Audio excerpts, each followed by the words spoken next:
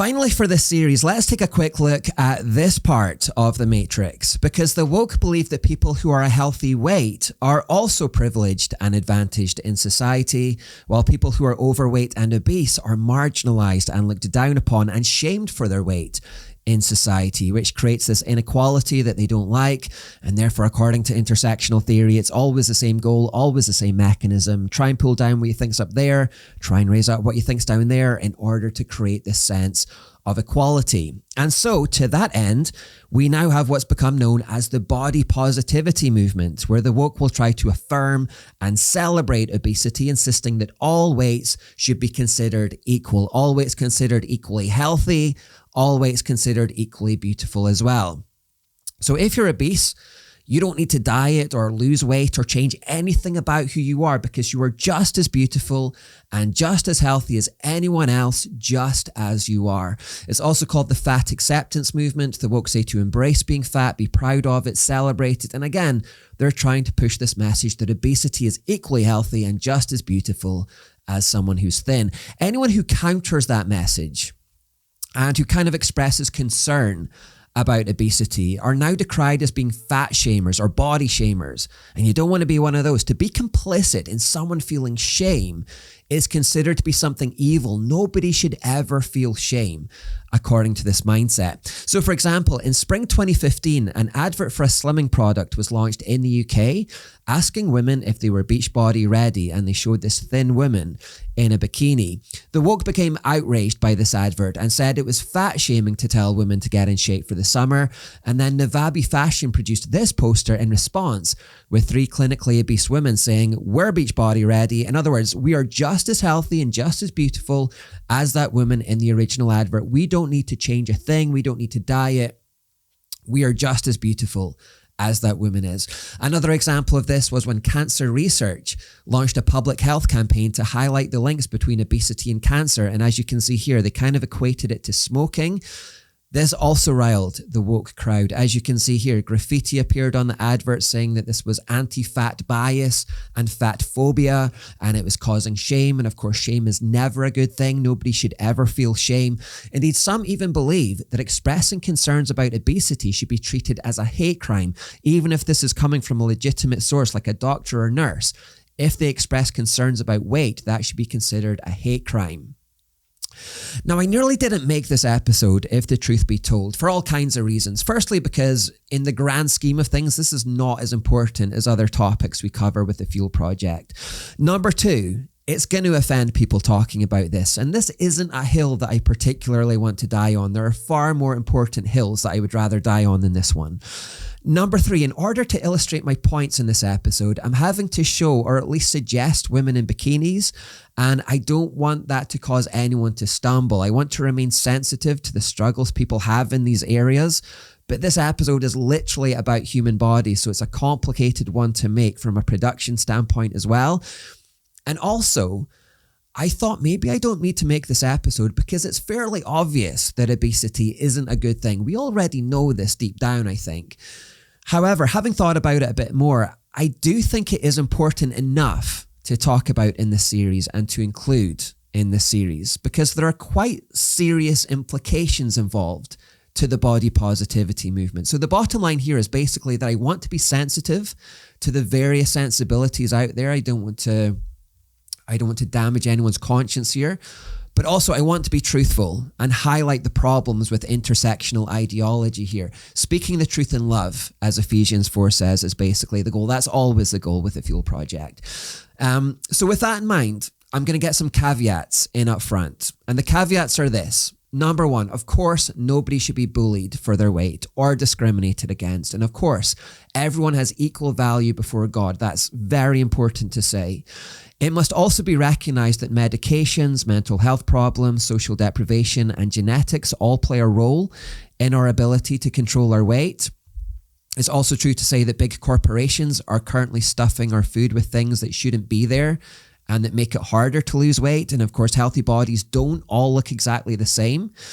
However, With all those caveats being said, if there's one thing that we know to be absolutely true, it's that obesity is unhealthy. It's not to be celebrated. These women are not healthy. Obesity does cause cancer. Cancer research were right to highlight this link. Obesity significantly raises the risk of getting 13 types of cancer. Just excess body fat increases the risk of cancer by 17%. Obesity increases the risk of high blood pressure as well, fatty liver disease, high cholesterol, type 2 diabetes, coronary heart disease, stroke, gallbladder disease, osteoarthritis, sleep apnea, and breathing problems, general body pain, and mental illness as well. Morbidly obese men are up to 12 times more likely to die young than their peers, especially up to the age of 34. Nearly 3 million people die every year as a direct result of obesity. So in other words, obesity is dangerous. It will reduce anyone's quality of life, first of all,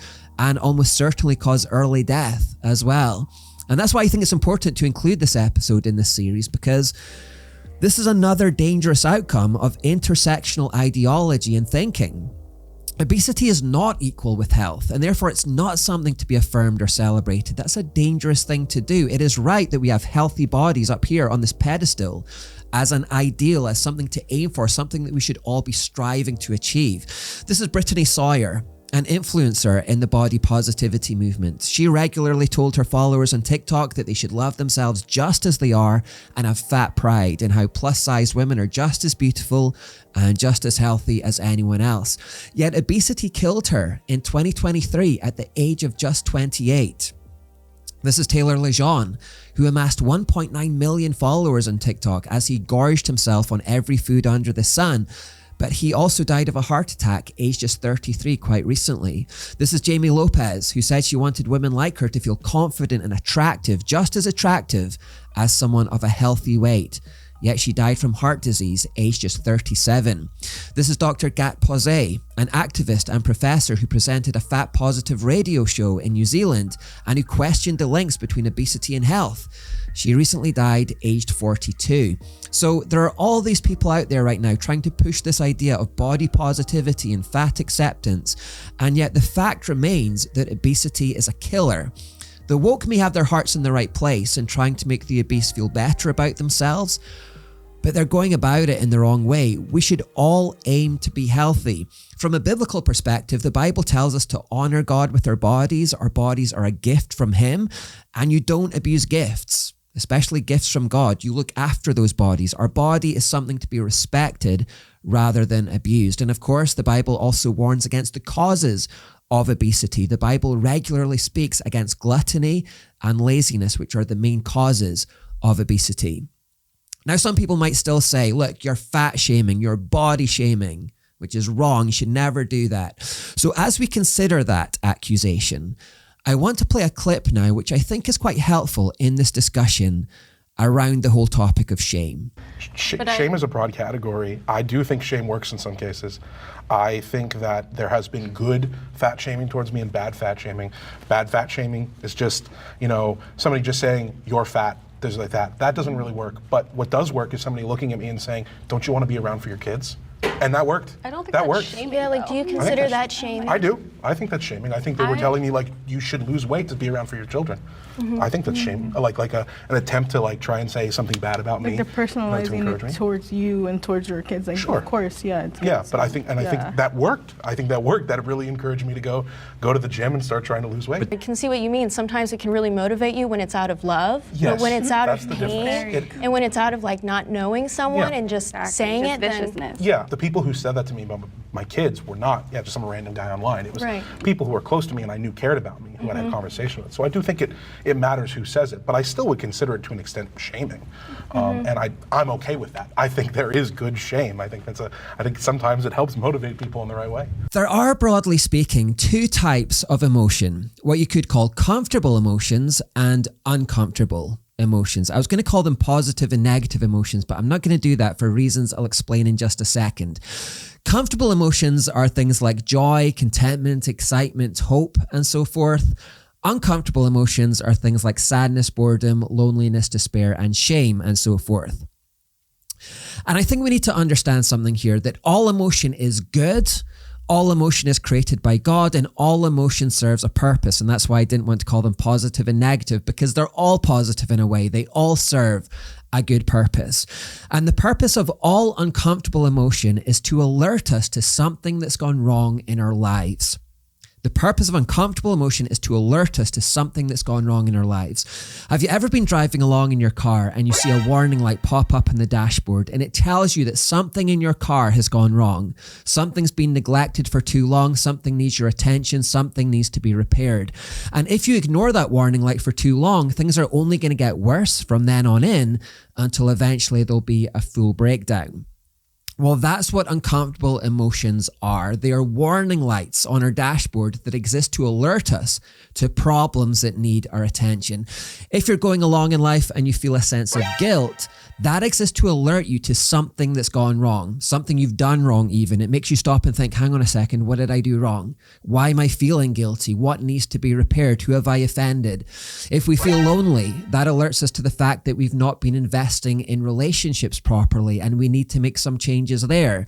If we feel bored, that alerts us to the fact that we're not making good use of our time or perhaps being lazy and we need to be more productive with our time. It's very important that we are receptive to these uncomfortable emotions, because it's by listening to them that we make the right changes, that we make repairs, that we course correct, and then we maximize the days of our lives. Therefore, if we feel shame, likewise, it's important that we're receptive to that. Shame is alerting us to something. It's alerting us to the fact that we've gone wrong in some way. Shame is actually the first emotion mentioned in the Bible where Adam and Eve sinned, and it says they felt shame. That is a natural response to sin. When we've done something wrong, we should feel shame. So if we're feeling it, it's trying to tell us we've gone wrong. If we feel shame about our weight, it's trying to tell us that perhaps we've gone wrong there. And the correct response to that is not to ignore it or get mad or shout at anyone or to pretend that being obese is healthy and beautiful. The correct response is to say, okay, I'm feeling this, so I need to make some changes. I need to start eating better. I need to start losing some pounds. Like this guy in the video. While everyone else in this room is trying to say shame is bad, nobody should ever feel shame, this is the one guy who responded to that emotion in the right way and said, you know what, I'm feeling it. And I do. I need to make some changes. So out of everyone in this room, this is the guy who's likely to make a better future for himself. I had a period around 2019 where I had stopped working out. I was overeating. I was really into chocolate peanuts and they have so many calories in them. And as a result, I got to about 15 kilograms over my healthy weight. If you look back at older videos, you'll probably see it. And when I realized this, I felt ashamed of the way I'd let myself go. And that was good for me because it meant that I started making changes. I started intermittent fasting. I started going to the gym and I lost the weight. At the beginning of this year, it was beginning to creep up again. So again, I got back into intermittent fasting this year. Even now, I'm still about 5 kilograms above where I should be.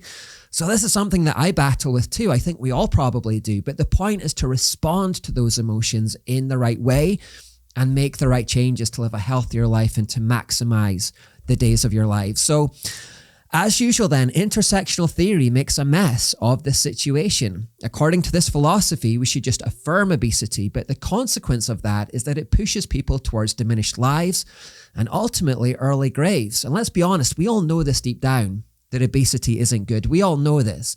So let's honor God with our bodies and ignore the dangerous message of the fat pride movement. As ever, intersectionality deserves to be thrown into the bin here. And as ever, it's better to follow biblical precepts instead, to maximize our lives, to make the best of the time that we have on this earth.